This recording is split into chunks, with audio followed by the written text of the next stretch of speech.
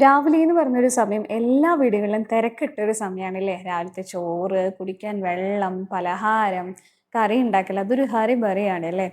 അതുപോലെ തന്നെയാണ് കേട്ടോ നമ്മുടെ വീട്ടിലും. രാവിലെ ചോറുണ്ടാക്കി നേരെ എടുത്ത് താഴത്തോട്ട് വെച്ചിട്ടുള്ളൂ.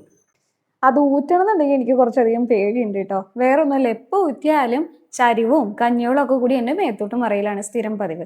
അപ്പം പിന്നെ എന്തിനാ റിസ്ക് എടുക്കുന്നത്, കാരണം അത് അമ്മ ചെയ്തോളും. പിന്നെ ഇത് തട്ടിക്കൂട്ടൊരു സാമ്പാർ പണിയായിരുന്നു. വലിയ കറിയുടെ കഷ്ണമില്ല, എന്നാലും ചെറിയതുപോലെ അവിടെ ഇവിടെയൊക്കെ കഷ്ണമുണ്ട്. അപ്പം അത് ഇട്ടിട്ട് ഒരു സാമ്പാർ ഉണ്ടാക്കി. പിന്നെ ആഫ്രിക്കൻ മല്ലി ഉണ്ട്, അപ്പം അതും ഒരു പ്രത്യേക മണമാണ്. നമ്മുടെ മല്ലി സാധാ മല്ലിയും ഇതും തമ്മിൽ നല്ല വ്യത്യാസമുണ്ട്. നല്ല മണമാണ് കേട്ടോ. അപ്പോൾ ഇതും സാമ്പാർ കൂടിയും കൂടി ഇട്ട് അത് റെഡിയാക്കിയിട്ടുണ്ട്. ആ ചേമ്പിൻ്റെ തണ്ടും കൂടി ഇട്ടിട്ടുണ്ട് കേട്ടോ, കളിയാക്കരുത് ആരും. അത് ജസ്റ്റ് ഒന്ന് വാടി കഴിഞ്ഞപ്പോഴത്തേക്കും കറിയൊക്കെ ഓഫ് ചെയ്ത് നേരെ അമ്മയ്ക്ക് ഉള്ളത് പകർത്തി മാറ്റി വെച്ചു. 10-11 മുട്ട ഉണ്ടായിരുന്നതാണ്, അതൊക്കെ തീർന്നു. ബാക്കിയുള്ള മുട്ട നേരെ ഫ്രിഡ്ജിലോട്ട് എടുത്ത് വെക്കുകയാണ്.